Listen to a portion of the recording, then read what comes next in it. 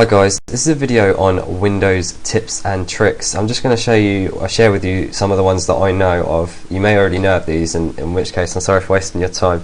And these work on Windows XP, and I don't know if they work on Vista. I'm pretty sure most of them will. So I'll probably put in the description that they probably work on Vista. So try them out, let me know if they work. So let's get started. So I've got a folder that's called Dog, and inside I've got two folders called Dogs and Dogs 2. Now I'm going to do something with this which is completely different to this. So we're going to start with dogs, and it's full. It's not full. It's got 3 pictures of dogs in it. Now what if, see, I've got 3 pictures here, and when I look at the folder it's got 3 pictures of the actual dogs. What if I just wanted to have one? If I wanted to have like this dog here, what if I wanted to have this just cover the whole folder? Now if you go into it, and I suggest for what I'm going to show you, you go to Tools, Folder Options, View, and untick Hide Extensions for known file types. You'll notice it says .jpg on the end of your files, but this is useful for what I'm going to show you later. But anyway, you see this said dog.jpg. Now I want to make this my main folder icon, so it covers the whole folder in thumbnail view. Now what I'm going to do is rename this, and I'm going to call it folder.jpg. Now don't go renaming it just yet if you're doing this to any of your folders, because you may want to retain the original file, in which case I'll show you something in a second. So when I go up, you'll notice that now that is my main folder icon. So if you want to cover a picture on your folder, just one picture, call it folder. But if I rename this back to dog, so you don't want to go through renaming your files or one specific file and make them JPEG. All you need to do is just make a copy of it and just copy it across, and now I've got a copy of it. And then if I go back, you'll notice that it's now got those there. Now if all I need to do is rename this to folder.jpg, and then you've got the original file. Yeah, you've got a copy of it, but that won't matter. It's only like, well, mine's only 38 kilobytes extra. So yeah, so you've now got folder.jpg and dog.jpg. So you've kept your original file and you made a copy and called it folder. Now you can make this hidden if you really want to. If you don't want to see it, just make it hidden, F5, and then it's gone, and you still have your main picture. So that's one thing you can do. Now you notice I said hide extensions for known file types. Now another tip, if you wanted to I don't know, hide a file or something, you've got a picture you don't want people seeing or something like that, well, all you need to do really is click on it. I'm going to say I want to hide this or something. Just click on it, press F2, and call it something else that's not a JPEG or something like that. If you just say something like work.txt, press enter. It says if you change file extension, the file may become unusable. Yes, and you'll notice it's now changed to a text document, so you can't see the picture and you can't see what's in it. And then you can just change it back by calling it dog.jpg, and then yes, and you'll notice it's gone straight back to this. So if you want to change it, and then you can drag it anywhere and then change it back. Now this can also be useful if some things like on the internet or anything like that, they have like a filter. For example, if you have an executable file, I won't show you it, but if you have an executable file, it's usually the program name .exe. If you want to send this over things like MSN or something, Windows Live Messenger, they won't allow you to send executable files. So what you could do as well, one you could zip it and then send it across, but you could also just rename it to a JPEG file and then send it across, and then Windows Live Messenger thinks it's a picture, and then it will send it across to the other person, then you get them to rename it back to exe on the end. So that's one thing you can do. So there's a couple of tricks you can do with this dogs folder. Now dogs 2, you'll notice that I'll put this into thumbnail view. You'll notice that these are called doggy, dog, and choose dog name. Now they're all different names. Now what if I were to have them like kind of the same name? You can actually just drag over all of them, press F2, and before this JPEG on the end, you just say dog, or whichever your prefix is going to be, because they're all going to change themselves to dog, and you press enter. It says cannot choose dog name, specified dual exists. Alright, so I've already got a dog thing here, so it can't change it, so I'm going to call this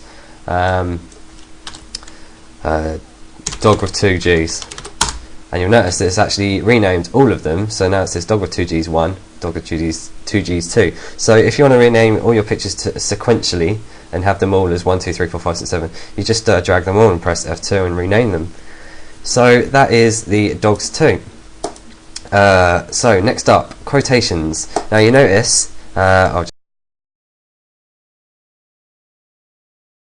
if I was to make a text file, it's called new text document.txt. Now if I change this so you have hidden your file extensions, you'll notice it hasn't shown the txt on the end. It just says new text doc. And also, if you wanna, you can do it for anything. I mean, I could put in quotes. JPEG.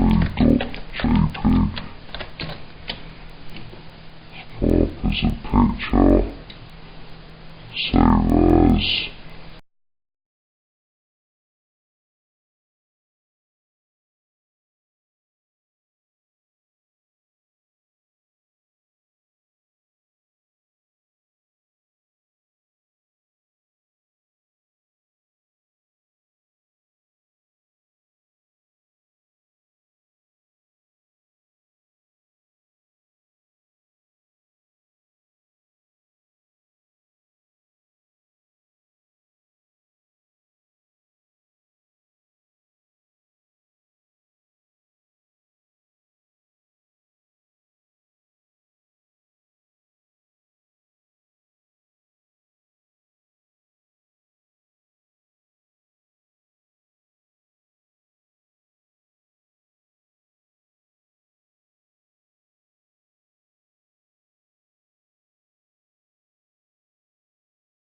With those file names and just have the pictures show.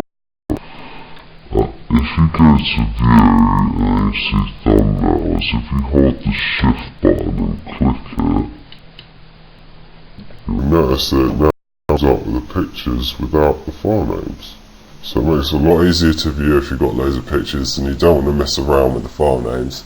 You just want to have the pictures, and obviously to change it back you need to go back to another view and shift and then thumbnails, and it comes back. So that's another trick. I didn't show you the send to. Now there's a folder on your system called send to. If you right click on a file, it says send to here. It's got a bunch of options. Now what if you could add your own options into the send to? Now if I go start and run, type in send to, open it, you'll notice there's a folder and it's got some of the things that were available in the send to. See Bluetooth device, and it's got Bluetooth device here. Now what if I were to send it to an application? Now you can add applications into this send to folder. So if I was to go onto Notepad, accessories, Notepad, Control Shift makes a shortcut, drag it onto here, and then if I click on any file on my system, click send to, I can now send it to Notepad. And then you can add several applications here if you want, and they can drag any file into it. So that's quite a useful tip. Next up, toolbars and taskbar. Now if I go into, I don't know, I'll go into the dogs again. I'll choose dogs 2. You can actually make a toolbar on the edge of the screen so you can access them quickly. So if I just drag it to the end of the screen, it's made a dogs 2, and then I can access my files through it. You can also customize this by taking off the text, taking off the title, and then dragging it, and then you've got them accessible through here. And I mean, you can do this with my computer. You can just drag it up here, and then you can have it a quick access to all of your drives. And it doesn't have to be the top. You can drag it to the side.